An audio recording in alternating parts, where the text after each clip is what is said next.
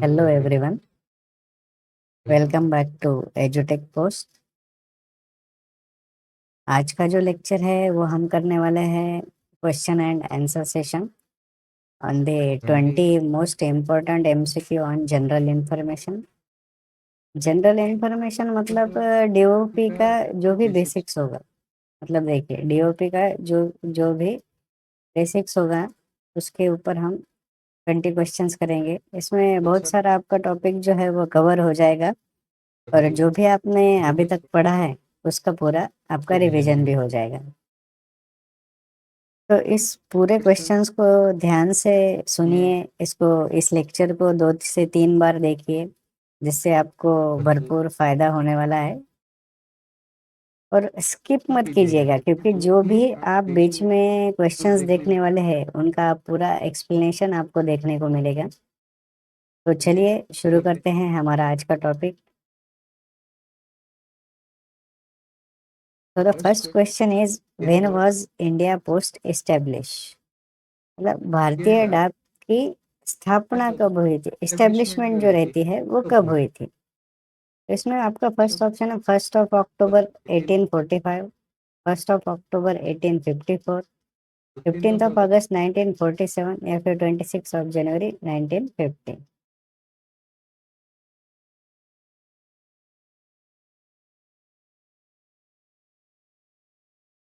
तो the correct answer for this question is B. इसका सही जवाब है 1 अक्टूबर 1854।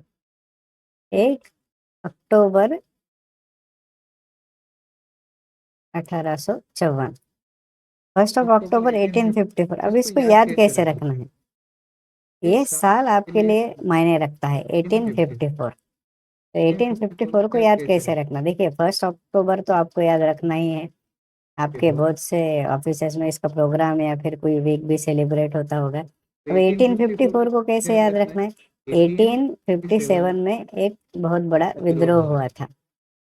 1857 का विद्रोह, वो तो आपको मालूम नहीं होगा। जब भी आप जीके वगैरह कुछ पढ़ते हैं तो वहां पे आपको 1857 का विद्रोह देखने को मिलेगा। तो उससे 3 साल माइनस कर देना, वो हो जाएगा 1854। मतलब जो 1857 का विद्रोह विद्रोह हुआ था, उससे 3 साल पहले इंडिया पोस्ट की इस्टेब्लिशमेंट हुई थी, जो कि हुई थी 1854। तो the first question answer is 1 October 1854। Okay, तो चलते हैं हमारे नेक्स्ट क्वेश्चन की ओर। तो the second question is, how many postal circles are there in India post?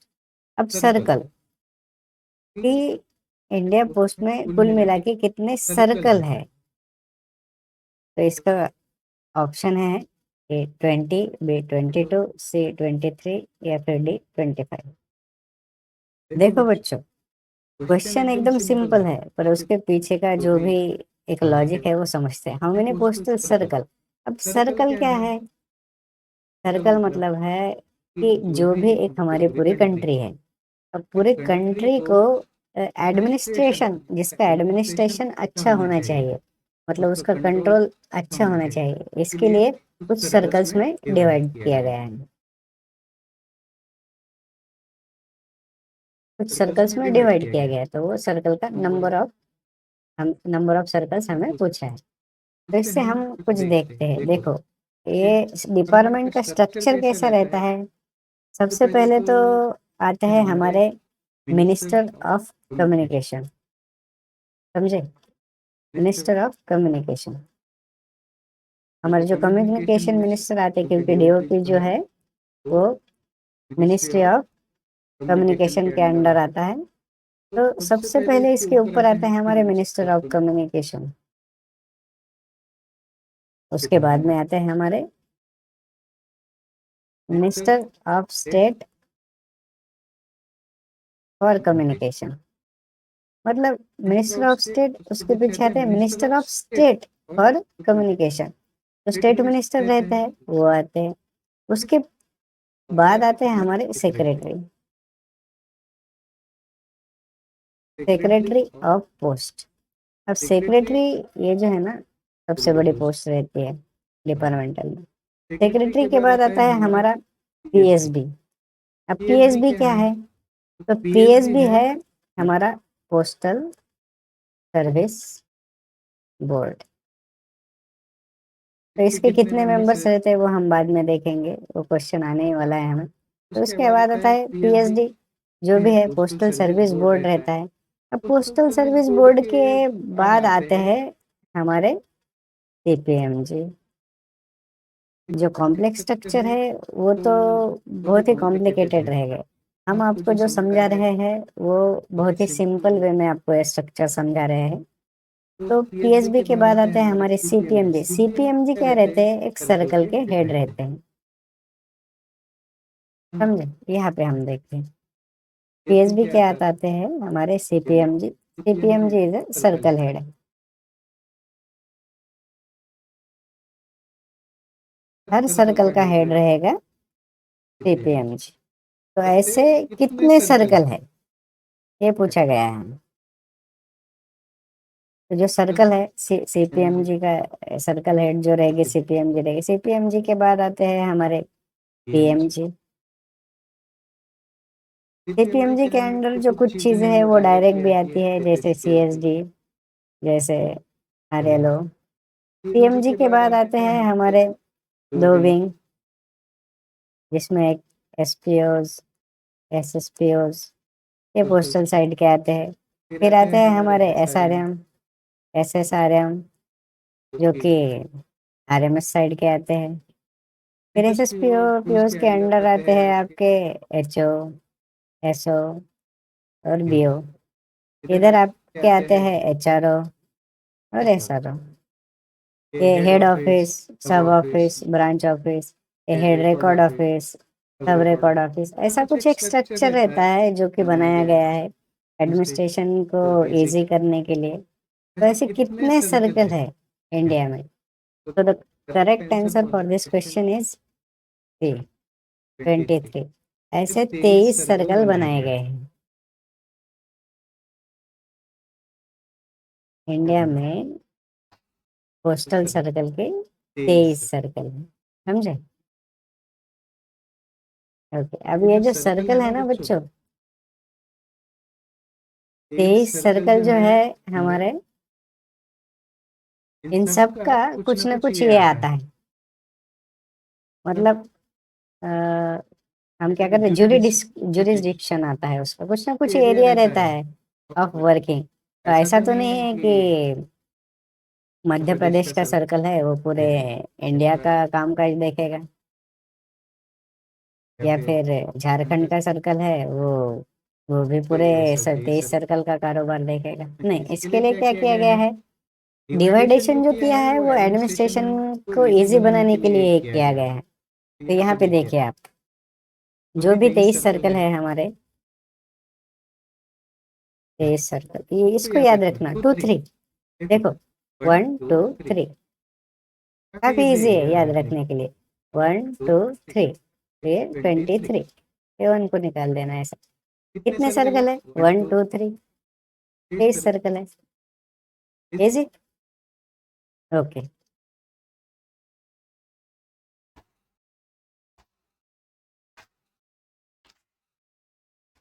तो देखो 23 सर्कल में each सर्कल इज को टर्मिनस विथ स्टेट। मतलब जो भी मैक्सिमम सर्कल है वो एक स्टेट को रिप्रेजेंट करते हैं, मतलब एक राज्य को रिप्रेजेंट करते हैं। मैक्सिमम सर्कल 23 में से मैक्सिमम, पर उसमें कुछ एक्सेप्शंस है, तो इसको ध्यान से देखिएगा। एक्सेप्शन, बहुत से जो सर्कल है वो मैक्सिमम सर्कल जो है वो को टर्मिनस विथ स्टेट ही है। मतलब जैसा स्टेट का जो एरिया है या जो भी जुरिडिक्शन है उसी में ही वो वर्क करते हैं। पर कुछ एक्सेप्शंस है जिसमें कुछ स्टेट के सिवा भी कुछ अलग पार्ट आते हैं। तो उसमें एक पहला आता है गुजरात। तो गुजरात में क्या क्या आता है? तो गुजरात में आता है पहले पूरा गुजरात, प्लस उसमें आता है दीव और दमन, और उसके साथ में आता है दादरा एंड नगर हवेली।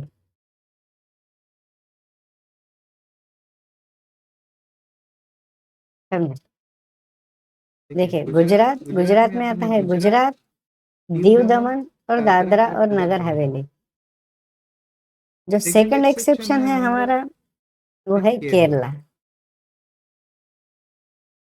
केरला में आता है केरला प्लस लक्षद्वीप। लक्षद्वीप जो यूनियन टेरिटरी है ना, वो आते हैं केरला के अंडर। वैसे दीव दमन और दादरा नगर हवेली भी यूनियन टेरिटरी ही है। तो गुजरात के अंदर गुजरात, दीव दमन, दादरा नगर हवेली। केरला के अंदर केरला और लक्षद्वीप आता है। तीसरा जो एक्सेप्शन है वो है महाराष्ट्र। तो महाराष्ट्र में महाराष्ट्र प्लस गोवा, ये दो रीजन आते हैं। हालांकि महाराष्ट्र भी स्टेट है, गोवा भी स्टेट है, तो गोवा स्टेट छोटा होने के कारण महाराष्ट्र में इंक्लूडेड है। जो चौथा एक्सेप्शन आता है वो है पंजाब का। तो पंजाब में Punjab plus Chandigarh, right. Chandigarh union territory है। अब आप बोलेंगे कि ये तो पंजाब के ही अंदर आता है। तो पंजाब में पंजाब और चंडीगढ़ ये दोनों इंक्लूडेड है। उसके बाद जो पांचवा है वो है तमिलनाडु।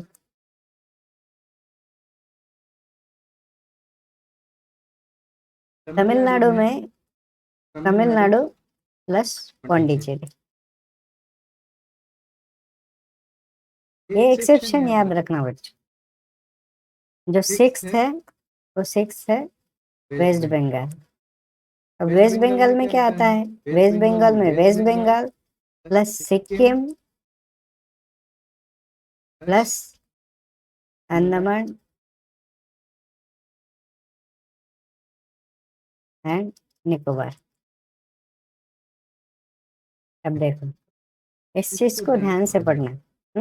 जो भी एक्सेप्शन है, देखो मोस्टली क्या है, जो भी स्टेट है ना वो को टर्मिनस है, मतलब जो जो स्टेट है ना वही सर्कल है मोस्ट ऑफ द टाइम। पर जो कुछ एक्सेप्शंस है, एक्सेप्शंस मतलब जो कि वैसा नहीं है, तो ऐसा कौन सा है? पहला है गुजरात, इसमें आता है गुजरात, दीव दमन, दादरा नगर हवेली। दूसरा है केरला, इसमें आता है केरला प्लस लक्षद्वीप। तीसरा है महाराष्ट्र, इसमें आता है महाराष्ट्र और गोवा। चौथा है पंजाब, पंजाब में आता है पंजाब और चंडीगढ़। तमिलनाडु, तमिलनाडु में आता है तमिलनाडु प्लस पौंडीचेरी। बाद में है वेस्ट बंगाल, इसमें वेस्ट बंगाल, सिक्किम और अंडमान निकोबार।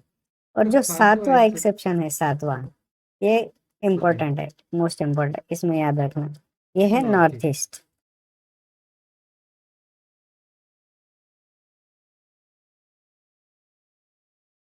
ये है north east circle.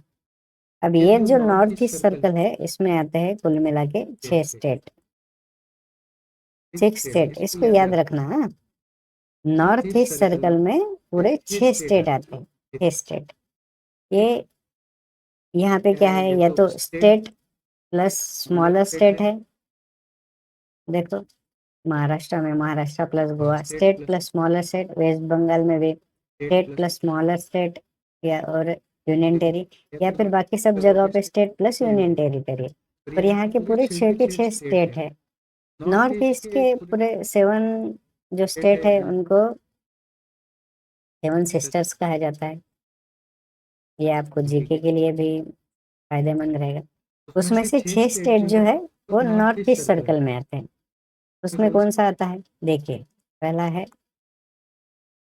Arunachal Pradesh, उसमें दूसरा आता है मणिपुर, तीसरा आता है मेघालय,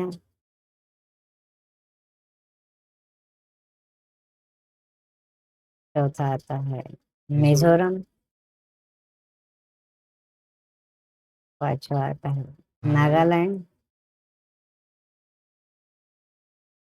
और 6 आता है त्रिपुरा। समझे? देखो नॉर्थ ईस्ट सर्कल जो है उसमें 6 स्टेट आता है। अरुणाचल प्रदेश, मणिपुर, मेघालय, मिजोरम, नागालैंड और त्रिपुरा। समझे? अब ये जो 6 स्टेट है, इसमें आपको क्वेश्चन ऐसा भी आ सकता है कि इंडिया के जो 7 सिस्टर स्टेट है, जो 7 सिस्टर स्टेट है, इनमें से कौन सा स्टेट है जो नॉर्थ ईस्ट सर्कल के अंडर नहीं आता, नहीं आता? तो उसका आंसर क्या रहेगा? असम। असम जो स्टेट है वो 7 सिस्टर के अंडर आता है, पर इंडिया पोस्ट में जो नॉर्थ ईस्ट सर्कल है उसमें नहीं आता। में सिर्फ ये 6 स्टेट आते। अब ये 6 स्टेट को हम याद कैसे रखेंगे?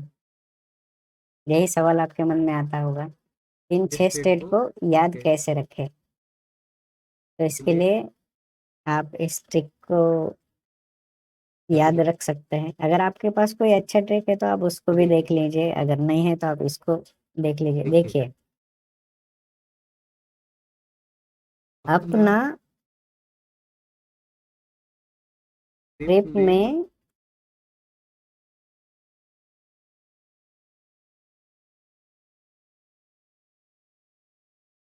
मनी मिला। देखो क्या है, अपना ट्रिप में मनी मिला। समझे? एपी से अरुणाचल प्रदेश, ना से नागालैंड, ट्रिप से त्रिपुरा, में से मेघालय, मणि से मणिपुर और यमय से मिजोरम। तो वो जो ला है ये हमने एक स्टेटमेंट बनाने के लिए बनाया है, जिससे आपको याद रखेगा। देखो, अपना ट्रिप में मनी मिला। क्या मिला बच्चों? अपना ट्रिप में मनी मिला। समझे? अपना ट्रिप में मनी मिला। तो आपको अभी दिक्कत नहीं होगी नॉर्थ ईस्ट के 6 सर्कल, सॉरी 6 स्टेट याद रखने में। तो नॉर्थ ईस्ट के जो भी 6 स्टेट है वो है अरुणाचल प्रदेश, नागालैंड, त्रिपुरा, मिजोरम, मणिपुर एंड मेघालय। ओके।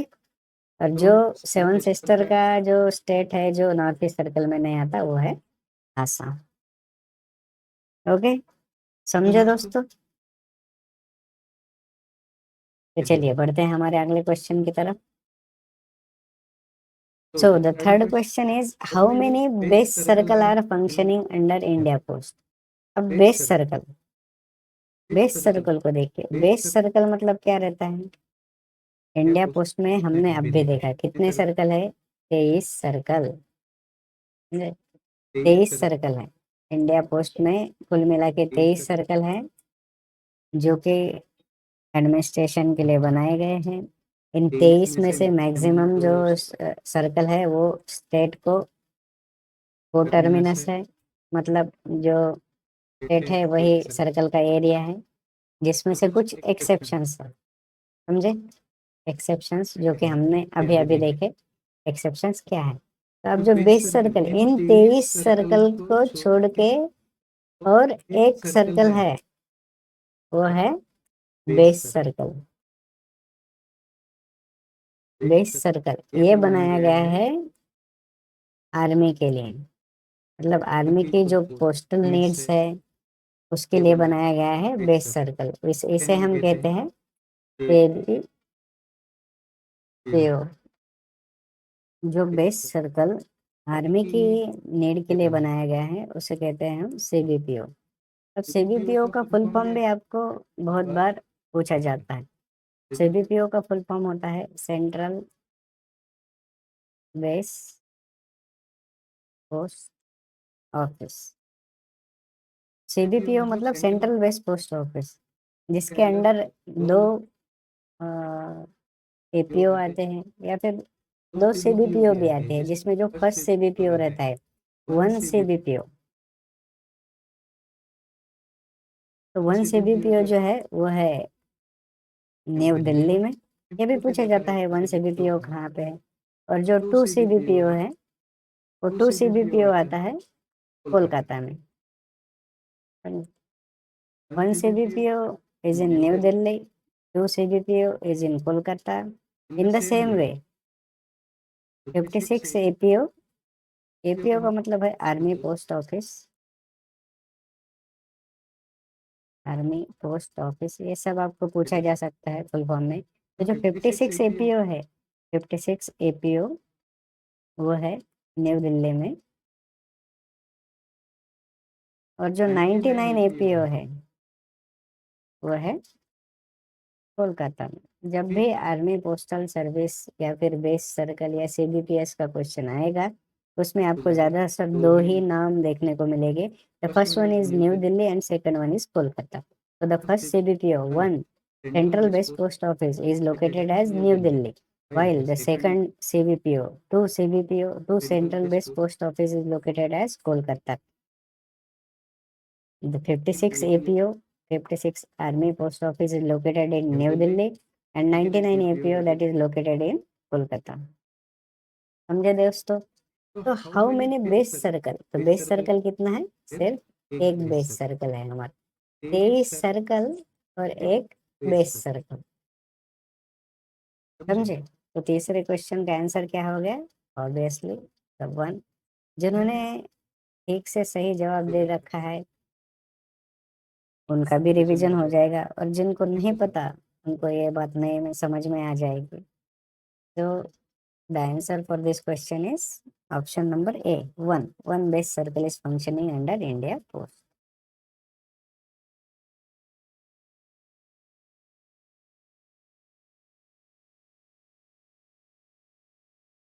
तो चलिए बढ़ते हैं हमारे नेक्स्ट क्वेश्चन की ओर। तो the first question is which army post office APO is located in New Delhi. देखो अभी हमने APO के बारे में बहुत सी जानकारी ली। APO का फुल फॉर्म क्या होता है? Army post office. ये हमने अभी अभी सीखा है कि आर्मी पोस्ट ऑफिस का फुल फॉर्म क्या है? APO कहाँ पे लोकेटेड है ये भी हमने देखा।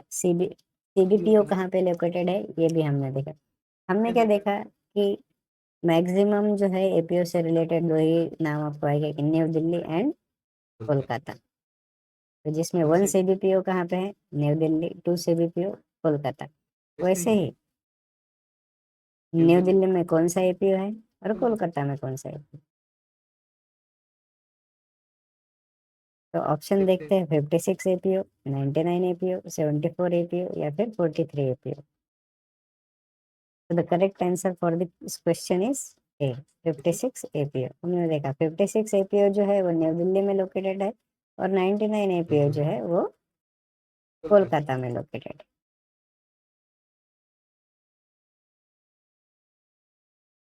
The next question is where is the 99 APO army post office located? हमने अभी देखा आर्मी पोस्ट ऑफिस जो है वो कोलकाता में लोकेटेड है 99 APO, और न्यू दिल्ली में जो है वो है 56 APO।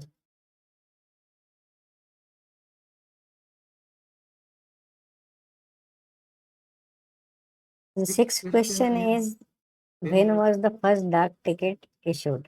मतलब इंडिया का जो पहला डाक टिकट था वो कब इशू हुआ था, मतलब कब बनाया गया था? तो इसका ऑप्शन है 1 अक्टूबर 1854, 1 जुलाई 1852, 18 फरवरी 1911 एंड 15 अगस्त 1972।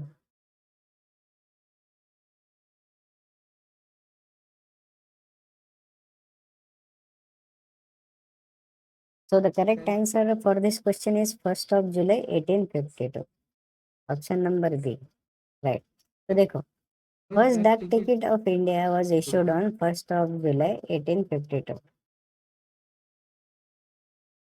1852 में पहला डाक टिकट इशू हुआ था इंडिया, फर्स्ट डाक टिकट, और वो कौन सा था? सिंधे डॉक का। ये पूछा जाता है कि जो पहला डाक टिकट था इंडिया का इशू होने वाला वो था सिंधे डॉक। समझे?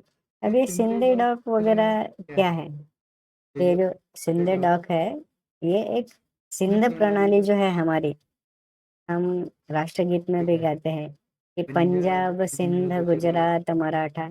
इसको याद रखना है, ये लाइन को, हाँ? राष्ट्रगीत की ये लाइन को याद रखना। पंजाब, सिंध, गुजरात, मराठा, ये जो प्रांत है, तो पंजाब एक प्रांत है, सिंध एक प्रांत है, गुजरात एक प्रांत है, मराठा एक प्रांत है। तो वैसे ये जो सिंध प्रांत है, इंडस वैली का, इंडस वैली के बारे में आपने सुना होगा। जो सिविलाइजेशन, इंडस वैली सिविलाइजेशन जो है, उसमें जो सिंध प्रांत है, वो उससे कुछ तो भी रिलेटेड है, ये Sindh dog.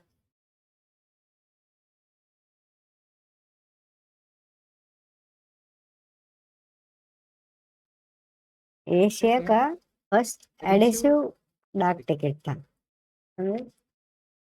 Asia's first adhesive डाक टिकट। अब ये क्या होता है? एडेसिव मतलब चिपकाने वाला, जिसे चिपकाया जा सकता है। मतलब वर्ल्ड में बाकी टिकट तो बने थे, एशिया में भी बने थे, पर एशिया का पहला चिपकाने वाला जो टिकट था, वो था सिंडेडॉक, और ये इंडिया का फर्स्ट टिकट था। इंडिया का फर्स्ट टिकट 1 जुलाई ऑफ 1852 को लाया गया, जो सिंधे डॉक के नाम से था, और ये एशिया का पहला एडेसिव डाक टिकट था, समझे? तो चलते हैं हमारे नेक्स्ट क्वेश्चन की तरफ। तो the seventh question is the world's first official airmail flight, याद रखना दोस्तों, airmail flight took place on 18 February 1911 between which two locations। अब देखो, 18 फरवरी आपको याद रखना है, 18 फरवरी को याद रखना है, 1911, 1911, इसको तो याद रखना है आपको, साल को। इसमें जो है first official airmail flight book हुई थी, मतलब जो हमारी मेल रहती है, वो प्लेन से पहली बार भेजी गई थी, फर्स्ट ऑफिशियल एयरमेल फ्लाइट, और वो वर्ल्ड्स फर्स्ट है, दुनिया की सबसे पहली। तो वो कहाँ पे हुई थी? तो इसका ऑप्शन है Delhi to New Delhi, Mumbai to Pune, Allahabad to नई, Kolkata to Dhaka.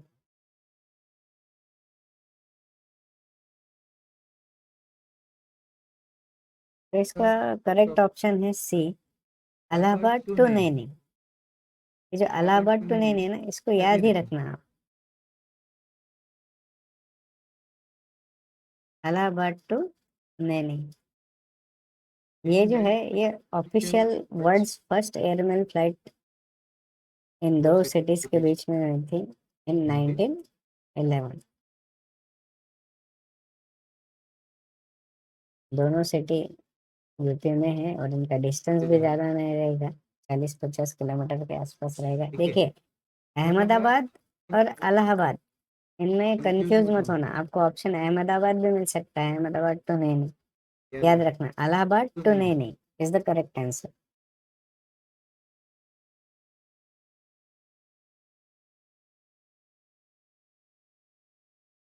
Question number 8, on which date was the pin code system introduced in India. अभी आप सब लोगों को पता है कि सॉर्टिंग करने के लिए पिन कोड की जरूरत है। सॉर्टिंग मतलब जो without miss and, actual sorting वही पते पे जो आपका लेटर आपने भेजा है उसी पे पहुंचने के लिए एक सिस्टम यूज की जाती है, जिसे पिन कहा जाता है। पिन, पिन मतलब पोस्टल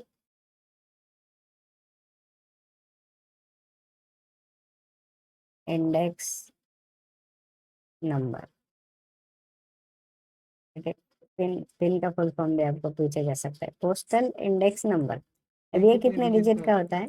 6 डिजिट का एक आंकड़ा होता है, जिसमें एड्रेस के लास्ट में आपको ये देखने को मिलेगा 1 2 3 4 5 और 6, ऐसा।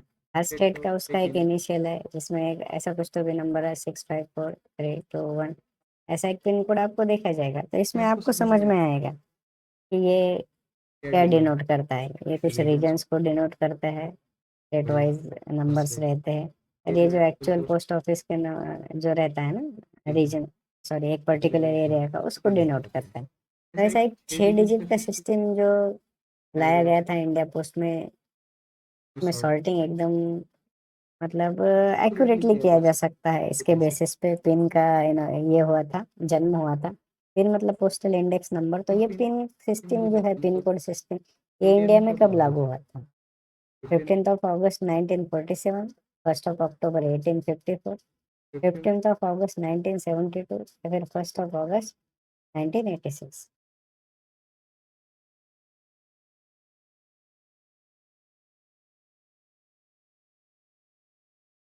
The correct answer for this question is C, 15 अगस्त 1972। एक देख याद रखना, 15 अगस्त।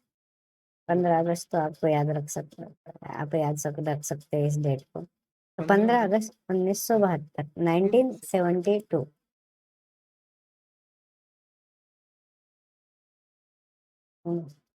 15 अगस्त 1972 को पिन कोड सिस्टम इंडिया में इंट्रोड्यूस हुआ था।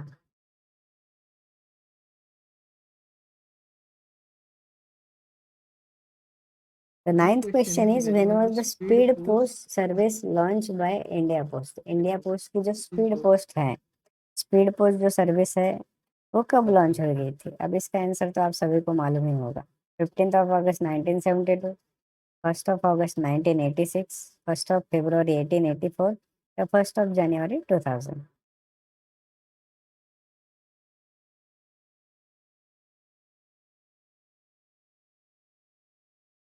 इसका करेक्ट आंसर है 1 अगस्त 1986।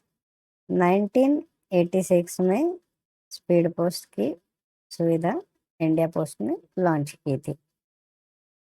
स्पीड पोस्ट मतलब इसका कुछ तो भी नॉर्म्स रहता है, मतलब वो हम आगे के लेक्चर में देखेंगे कि स्टेट टू स्टेट कितने दिन में जाना चाहिए, उसके बाद कैपिटल टू कैपिटल कितने दिन में जाना चाहिए, या फिर स्टेट टू कैपिटल कितने दिन में जाना चाहिए, लोकल में कितना जाना चाहिए। ये दिन दिन का रहता है, मतलब फास्टेस्ट वे जो रहता है ना, कि कहाँ, अगर आप कहाँ से भेज रहे हो और कहाँ पे भेज रहे हो, तो वो कितने दिन में पहुंचना चाहिए, उसका भी एक चार्ट रहता है स्पीड पोस्ट का। वो हम आगे पढ़ेंगे हमारे आगे लेक्चर में। तो स्पीड पोस्ट की शुरुआत जो हुई थी वो कब हुई थी? हुई थी 1 अगस्त 1986 में।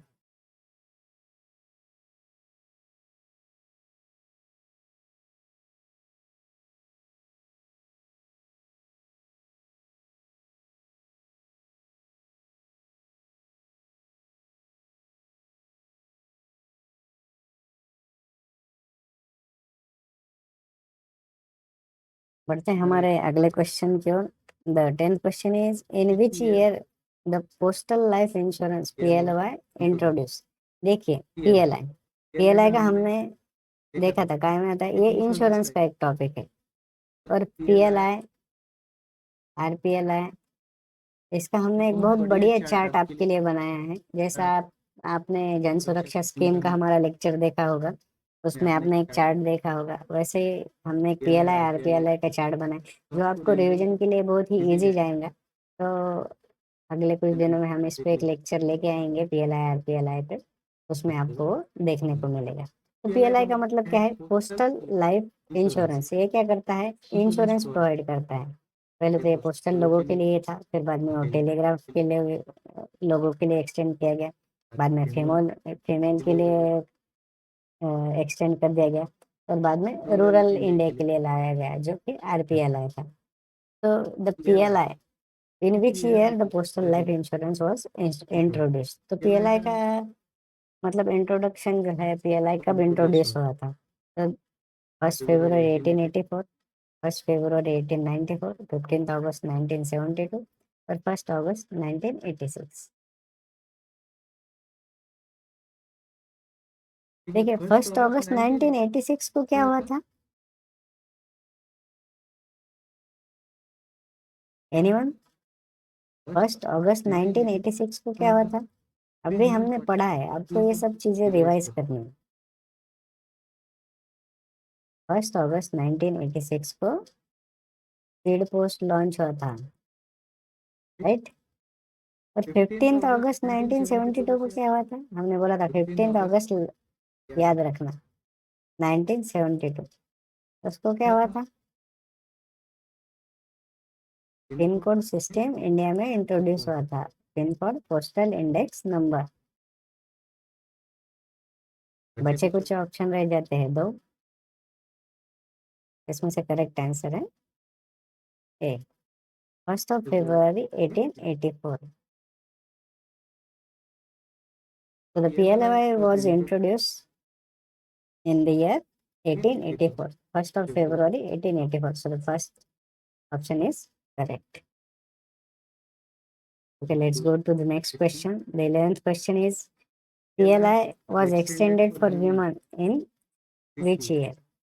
PLI के बारे में हमने अभी देखा। PLI कब इंट्रोड्यूस हुआ था? PLI was introduced on 1 February 1884। तो अभी क्वेश्चन है कि वो जो PLI की स्कीम है वो विमेन के लिए कौन से ईयर में एक्सटेंड की, महिलाओं के लिए कौन से साल में एक्सटेंड किए गए थे? तो इसका मतलब क्या हुआ कि 1884 में जब PLI आया था तब वो महिलाओं के लिए नहीं था।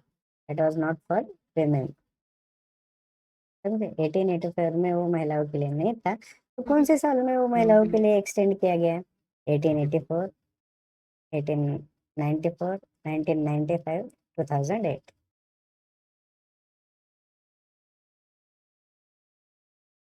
The correct answer for this question is option number B, 1894। 1884 में PLI आया जो कि महिलाओं के लिए नहीं था, और 1894 में तो विमेन के लिए एक्सटेंडेड कर दिया। अब कैसे याद रखना आदमी ने? देखो 1884 में PLI आया, 1894 में विमेन आया, इसमें कितने ईयर का गैप दिखता है आपको? 10 ईयर, 10 साल का गैप है बस। 1884, 1894 याद रखने में आपको इजी जाएगा। 1884 में PLI की शुरुआत हुई, 1 February 1884। तो 1884 को PLI की शुरुआत हुई और वुमेन के लिए कब एक्सटेंड कर दिया गया? 1894, जिसमें 10 साल बाद। एक याद रखना, 10 साल बाद। ऐसे कुछ फिल्म के वगैरह नाम रहते हैं ना, ऐसे याद रखना, 10 साल बाद। 1884 to 1894 for women। Okay, so the 12th question is, in which year was rural postal life insurance RPLI introduced? RPLI क्या है? Rural postal life insurance. तो वो कौन से साल में इंट्रोड्यूस किया गया? क्या ऑप्शन है? फर्स्ट इज 1894, सेकंड 1995, 1972 या फिर 2008।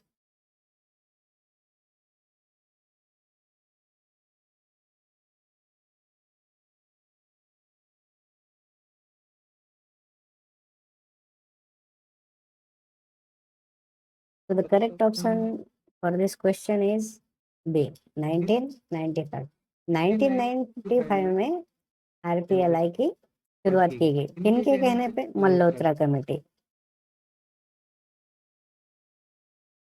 मल्होत्रा कमेटी की सिफारिश पे RPLI की शुरुआत हुई थी। याद रखना दोस्तों, मल्होत्रा कमेटी के सिफारिश पे RPLI की शुरुआत हुई थी 1995 में।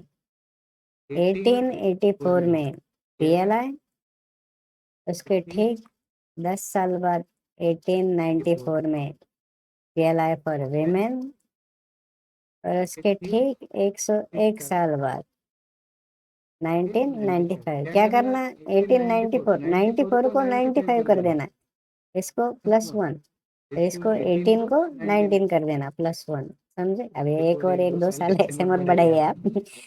दैट इज 101, 101 साल बाद हुआ था 1894 में विमेन के लिए, और 1995 में RPL आया था। तब 1994, ये याद रखने के लिए इजी जाएगा। देखो 94 को 95 कर देना +1, और 18 को 19 कर देना +1, 1995 RPLI। RPLI मतलब रूरल पोस्ट ऑफिस। ये स्पेशली रूरल एरिया जो है इंडिया के, उनके लिए है, specially rural areas.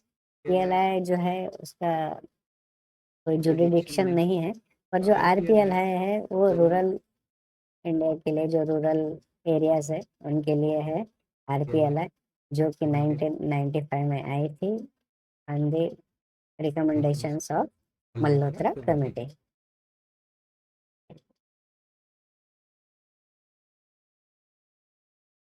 Project arrow was launch by India post in which year?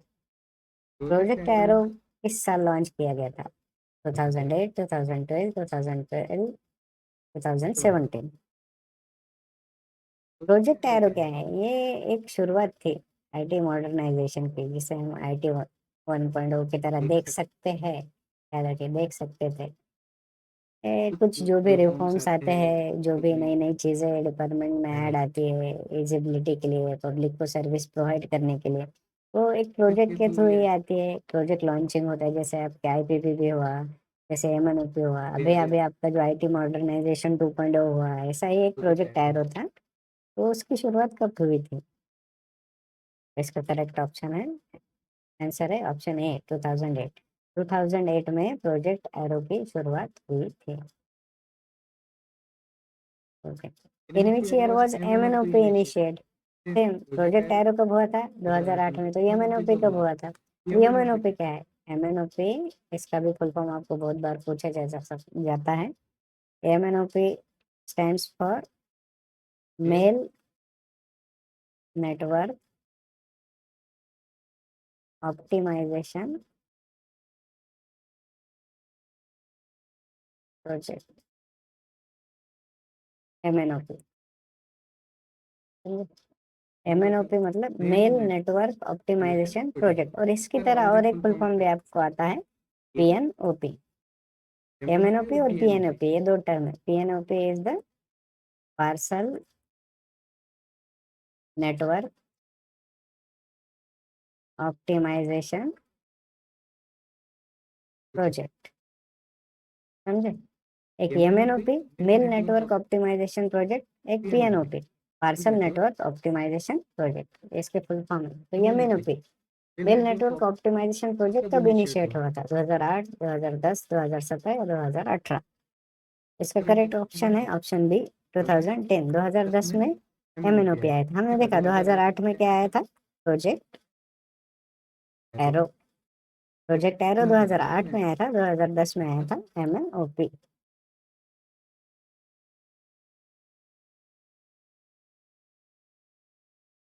तो next question is India Post Payments Bank, IPPB।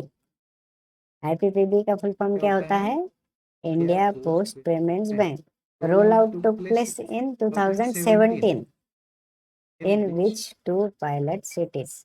इसका मतलब क्या है कि IPPB का जो रोल आउट हुआ था 2017 में, देखिए 2017 में IPPB का रोल आउट हुआ था, वो कौन से शहर में हुआ था? कौन से दो शहरों थे? अब रोल आउट मतलब क्या है? रोल आउट मतलब ये ऑफिशियल लॉन्चिंग नहीं है। कौन सी भी चीज अगर आप लॉन्च कर रहे हो, किसी भी सेक्टर में आप कुछ रिफॉर्म्स ला रहे हो, तो उसके लिए आपको टेस्टिंग की आवश्यकता है। आपको उसे टेस्ट करना पड़ता है।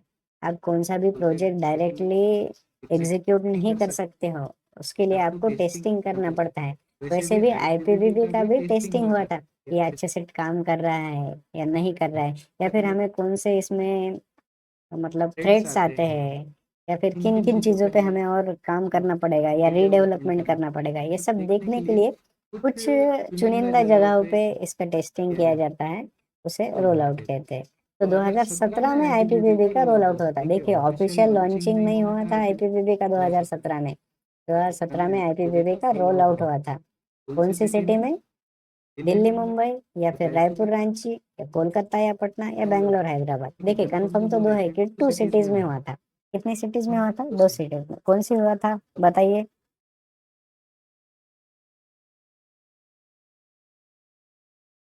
तो correct option is option number B, Raipur and Ranchi. देखो RR, Raipur and Ranchi, RR, double R, एक याद रखना। 2 सिटीज में हुआ था। 2 मतलब डबल, और डबल मतलब RR, double. This is single, this is double. एक R और दूसरा R, 2 cities. Raipur and Ranchi, ऐसे इसको याद रखना। ये आर आर, डबल आर, दो जगहों पे, समझे। So India Post Payments Bank roll out took place in 2017 in Raipur and Ranchi in two cities.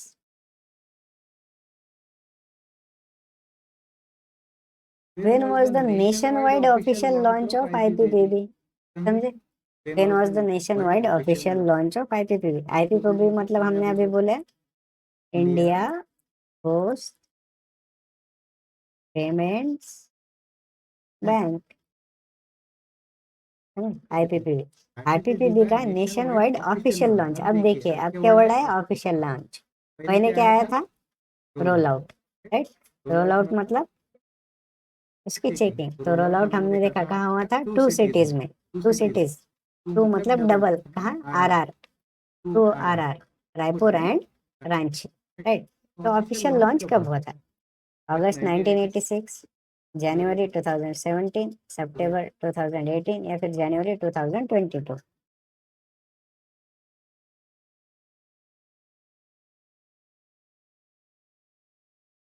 So the correct option for this question is option number C, September 2018. Okay.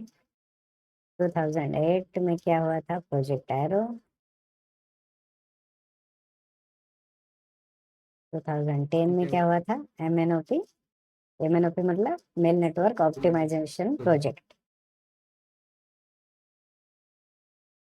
2017 में IPPB का roll out, जो कि 2R, to दो cities में, Raipur and Ranchi.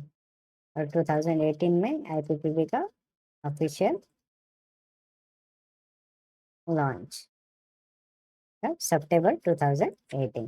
Okay, let's move towards our next question. Question number 17.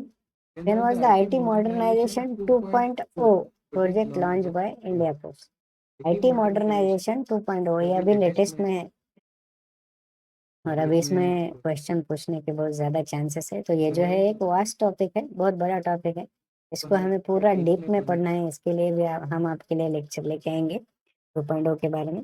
Project जो है IT modernisation 2.0 का जो प्रोजेक्ट है वो लॉन्च बाय इंडिया पोस्ट कब हुआ था, 2008, 2020, 19 जनवरी 2017 या फिर 19 जनवरी 2022। 2008 में क्या हुआ था, project arrow, revise, revise and revise. देखो बच्चों, जितने बार आप रिवाइज करोगे उतना आपको याद रखेगा। अगर आप हार्ड वर्क नहीं करोगे, हार्ड वर्क मतलब आपको यहाँ पे सिर्फ पढ़ना है, आपको मतलब फिजिकल हार्ड वर्क नहीं करना है। हर एक वीडियो को आपको 2-3 बार देखना पड़ेगा, पर हम तो एक ही वीडियो में आपका बहुत सारा रिविजेशन कर देते हैं। बस बशर्ते एक कि आपको वीडियो को स्किप नहीं करना है। अगर आप वीडियो को स्किप नहीं करेंगे तो बहुत सारा नॉलेज आपको इसके थ्रू मिल जाएंगे। तो 2008 में प्रोजेक्ट एरो हुआ था, 2010 में MNO पे आया था, मेल नेटवर्क ऑप्टिमाइजेशन प्रोजेक्ट। इसके साथ में भी हमने देखा था PNOP, उसका फुल फॉर्म क्या है, पार्सल नेटवर्क ऑप्टिमाइजेशन प्रोजेक्ट। 2017 में क्या हुआ था, 2017 में IPPB का रोल आउट हुआ था 2R, रायपुर एंड रांची। और 2018 में IPPB का ऑफिशियल लॉन्च आउट हुआ था। तो इसका करेक्ट आंसर है 19 जनवरी 2022। 19th ऑफ जनवरी 2022 को IT मॉडर्नाइजेशन 2.0 प्रोजेक्ट का लॉन्चिंग हुआ था बाय इंडिया। ओके, अगर आपको कुछ चीजें समझ में नहीं आ रही है तो उसको फिर से देखिएगा, थोड़ा सा ध्यान लगा कर देखिएगा, आपको सब समझ में आ जाएगा। 18th question is how many members are there in postal service board. देखिए, वीडियो की शुरुआती में हमने सर्कल के बारे में पढ़ा था। सर्कल में हमने वो एक सिनेरियो देखा था, एक हायरार्की देखी थी ऐसे, किसके बाद कौन आता है, ये आता है। तो हमने देखा था सेक्रेटरी आते हैं, सेक्रेटरी के अंडर आता है PSB। PSB मतलब postal service board, postal service board. जो पोस्टल सर्विस बोर्ड रहता है ना बच्चों, वो डिपार्टमेंट ऑफ पोस्ट की एपेक्स बॉडी रहती है। एपेक्स, एपेक्स का मतलब क्या होता है, एपेक्स का मतलब होता है टॉप। टॉप एग्जाम्पल के लिए बता रहा हूँ, अगर ये कोई ऐसी चीज या फिर वस्तु या फिर कोई बिल्डिंग कंस्ट्रक्शन है, तो ये होता है इसका एपेक्स पॉइंट। तो एपेक्स पॉइंट, ये जो एपेक्स बॉडी है, how many members are in the postal service board, postal service board को एपेक्स बॉडी बोला जाता है। It's apex body. तो इसमें कितने मेंबर्स रहते हैं, मतलब मोस्ट ऑफ द डिसीजन जो रहते हैं related to department of post, यही बॉडी लेती है, जिसमें सेक्रेटरी भी रहते हैं। बाद में कौन से मेंबर रहते हैं, कौन से परमानेंट इनवाइटेड रहते हैं, वो आपको बताना है। तो ये जो एपेक्स बॉडी है, इसमें कितने मेंबर्स रहते हैं, 6 मेंबर्स, 5 मेंबर्स, 7 मेंबर्स या फिर 12 मेंबर्स। इसका करेक्ट ऑप्शन है option number C, 7 members. PSB में 7 मेंबर्स रहते हैं, secretary plus 7 members plus 2 permanent invitee.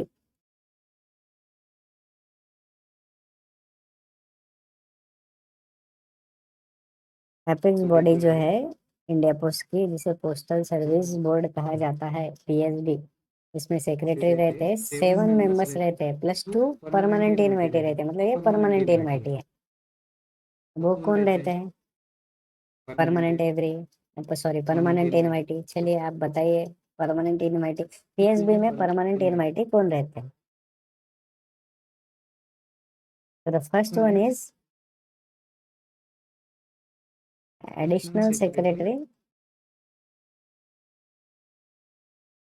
Second one is financial adviser. Additional secretary and financial advisor are the two permanent invitees in the postal service board. याद रखना, postal service board is the apex body. Apex body में कौन कौन रहता है, secretary भी रहते, 7 members रहते और 2 परमानेंट इनवाइटीज रहते। 12 मेंबर्स यानी वो टेक्नोलॉजी, पीएलआई या फिर हार्डवेयर के रिलेटेड जो भी ऐसे एक फील्ड रहते हैं, उनके एक एक मेंबर रहते हैं, सेक्रेटरी रहते हैं और 2 परमानेंट इनवाइटी, जैसे हैं additional secretary and financial adviser.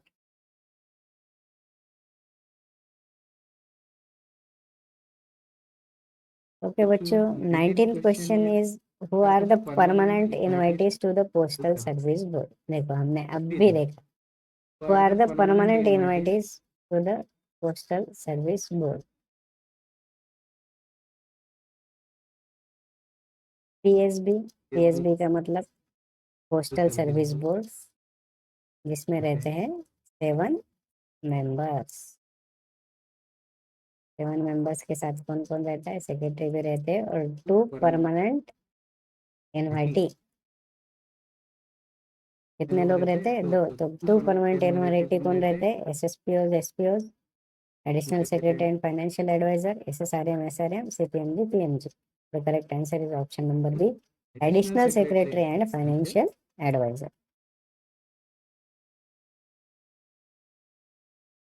20th question, question number 20 हमारे आज के लेक्चर का last question. CSD and RLO comes under control of. जो सीएसडी है और आरएलओ है, कम्स अंडर कंट्रोल ऑफ, ये किसके कंट्रोल में आते हैं। अब सीएसडी का क्या मतलब होता है, सीएसडी, सीएसडी मतलब होता है सर्कल स्टैम्प डेपो। जो सर्कल स्टैम्प डेपो रहता है, वो एक सर्कल में सिर्फ एक ही रहता है, हर एक सर्कल का एक सर्कल स्टैम्प डेपो रहता है, जो कि फिलहाल एक ही है। CSD stands for circle stamp depot and RLO stands for return letter office. RLO stands for return letter office. RLO का मतलब होता है रिटर्न लेटर ऑफिस। जो भी लेटर अनक्लेम रहते हैं या फिर जिनका एड्रेस नहीं मिलता, या फिर मतलब कुछ भी ना सेंडर मिलता है ना रिसीवर, ऐसे लेटर जो है वो आरएलओ को जाते हैं, that is return letter office. CSD यानी सर्कल स्टैम्प डेपो, जो भी अ, आपके स्टेशनरी वगैरह रहता है, कुछ पैकेट बैग, ऐसा जो भी मटेरियल रहता है वो सर्कल स्टैम्प डेपो में प्रिंट होता है या फिर वहाँ पे बनाया जाता है। तो CSD and ROL comes under the control of, तो वो किसके कंट्रोल में आता है, मतलब वो किसके नीचे आता है? एसएसपीओज, एसपीओज, फिर पीएमजी, फिर एसएसआरएम, एसआरएम या फिर सीपीएमजी।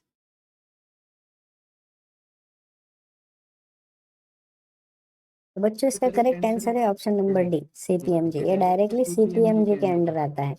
आपने वो हायरार्की देखी होगी जब हमने कहा था सर्कल, सर्कल को कौन आता है?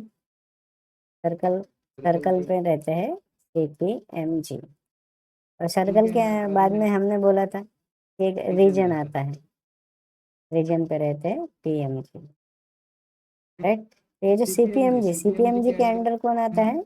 पीएमजी। सर्कल रिप्रेजेंट, सीपीएमजी रिप्रेजेंट करते हैं एक सर्कल को, और पीएमजी रिप्रेजेंट करते हैं एक रीजन को। तो इसके ही साथ में हमने बताया था सीपीएमजी के अंडर और दो चीजें आती है, सीपीएमजी के अंडर और दो चीजें आती है, एक था सीएसडी और एक था आरएलओ।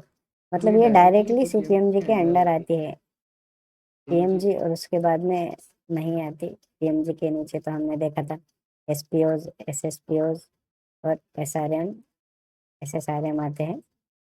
तो जो सीएसडी है सर्कल स्टैम्प डेपो और आरएलओ रिटर्न लेटर ऑफिस, वो आते हैं direct under direct control of CPMG. Okay, तो ये थे दोस्तों हमारे 20 क्वेश्चंस आज के टॉपिक पे, जो कि एक जनरल लेक्चर था। इससे आपका अच्छा रिवीजन हो जाएगा और इससे आपको बहुत सी नई चीज़ें भी याद या फिर नई चीज़ें भी सीखने को मिली होगी। तो आशा करते हैं आपने ये लेक्चर पूरा देखा होगा। अब ऐसे ही नए नए लेक्चर हम आपके लिए लेके आएंगे, तो बड़े तो जुड़े रहिए हमारे साथ एजुटेक पोस्ट के साथ, और चैनल को सब्सक्राइब या फिर वीडियो को लाइक वगैरह कर दीजिएगा। अगर आपको ये सच में पसंद आता है तो ही कीजिएगा, अगर आपको ये कंटेंट अच्छा लगता है तो ही कीजिएगा। साथ में कुछ वीडियोस की लिंक आपको अभी आपके स्क्रीन पर दिख रही होंगी, वहाँ पे जाके वो वीडियोस भी देख लीजिएगा। Thank you, thank you everyone, thank you.